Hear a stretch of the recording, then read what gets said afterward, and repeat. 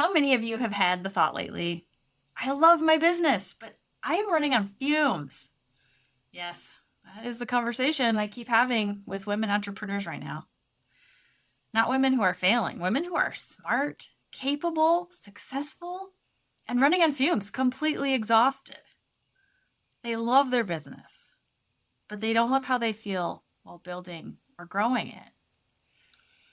Hi, I'm Just Brandt.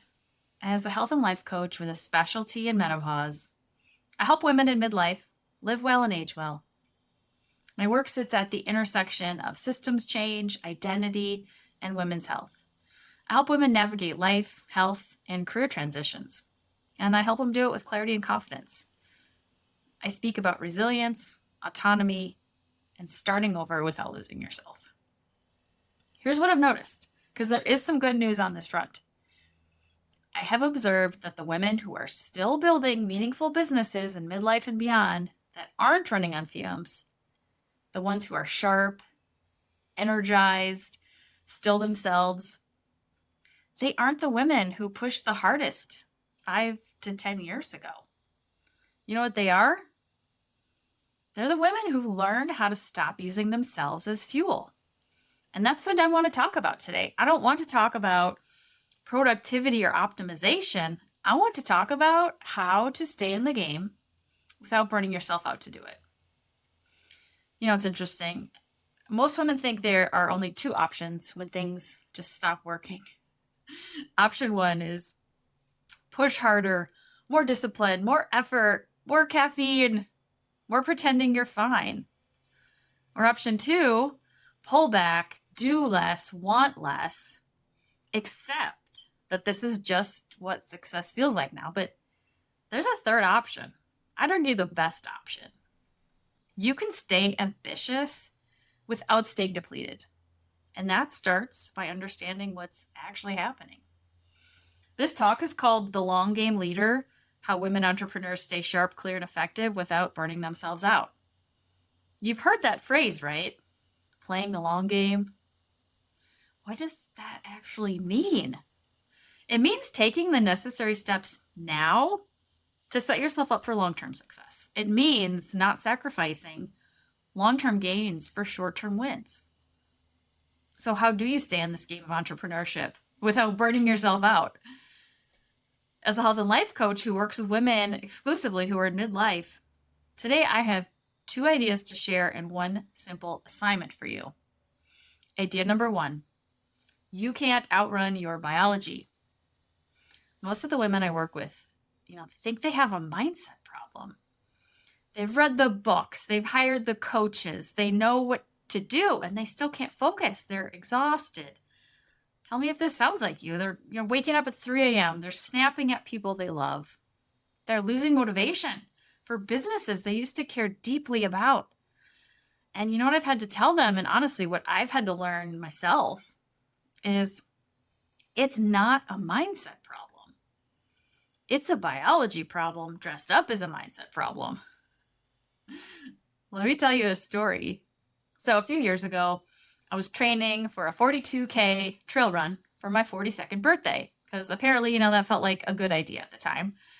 And I mean, I had been active my whole life. Running was, a pretty big part of my identity.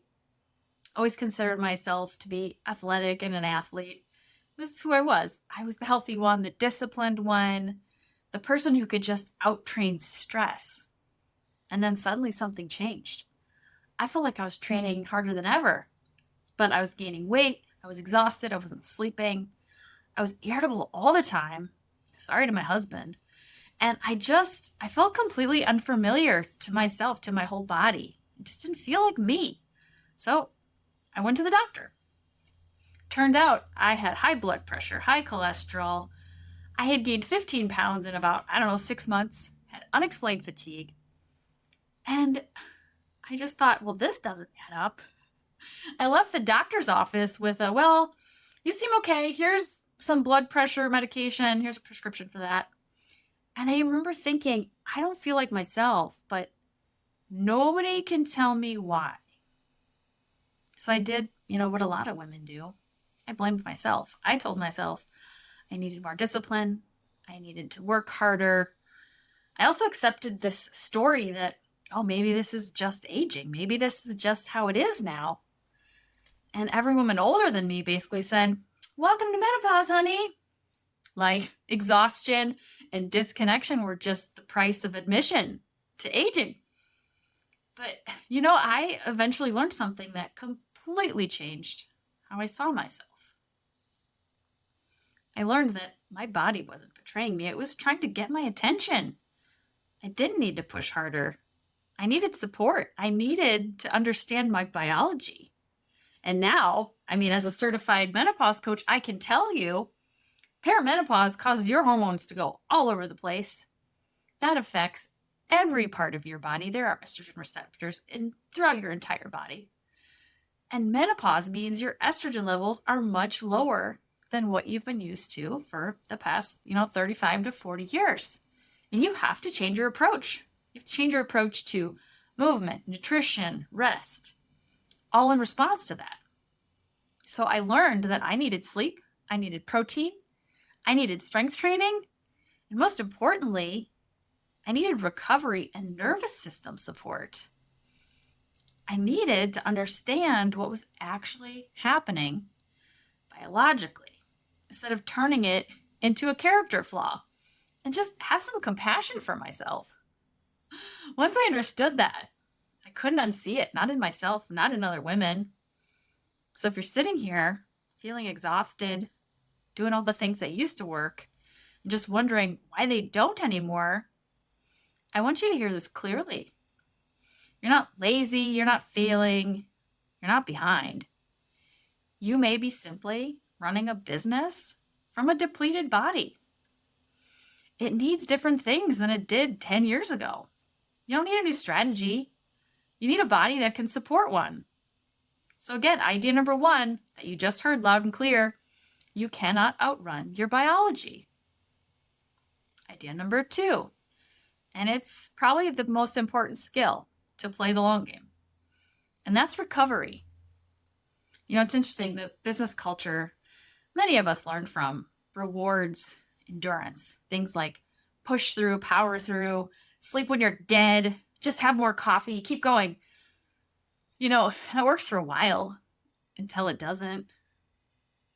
Because eventually your nervous system keeps score, your body keeps score, and no amount of productivity hacks can override biology forever.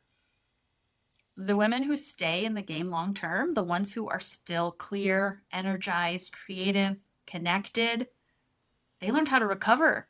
And I don't mean vacations. I don't mean spa days. I mean daily recovery. Small moments where your system comes back online. One client of mine made just a few small changes in her life. Nothing dramatic, nothing complicated. They were pretty simple. She started drinking water before her coffee in the morning, standing outside for 5 minutes in the morning light, eating breakfast before her first meeting, building 5-minute buffers between calls instead of sprinting throughout the entire day. That was it. And in a couple weeks, we talked again and she just said, oh my gosh, I feel like my brain came back online. That's what recovery does. When you do this consistently, not perfectly, but consistently, it works. And here's what I need women entrepreneurs to understand. Everything you're trying to build runs on you, your creativity, your decision-making, your leadership, your relationships, all of it.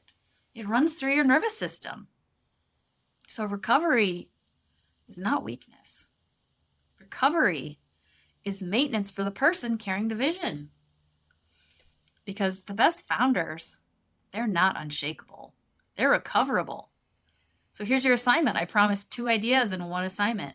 I just want to leave you with 1 question, not a 5-step framework, just 1 question. What if the thing you've been judging yourself for is actually your body asking for support? The brain fog, the irritability, the exhaustion, the motivation that used to come easily and now doesn't. What if that's not failure? What if that's information? Because that's where the long game starts. Not with more pressure, but with awareness. Here's what I want women entrepreneurs to understand. Your business matters, but it is not more important than the person building it. And for a long time, women have been taught to treat themselves like the most expendable part of their success. Push through, power through, recover later. But the women who stay in the long game, long term, the women who are still clear, energized, creative, and connected, they know that you can't outrun your biology, but you can focus on recovery. Because the goal isn't to become unshakable. It is to become recoverable. Take care of the founder, the business will follow. And before I go, I want to leave you with something practical. If you scan the QR code coming up on your screen, it'll take you to my daily reset checklist, a very simple tool with small resets you can use throughout the day when things just start getting away from you. And these are the same tools my sister and I use with women through our work at Brandt Wellness. Have a great summit.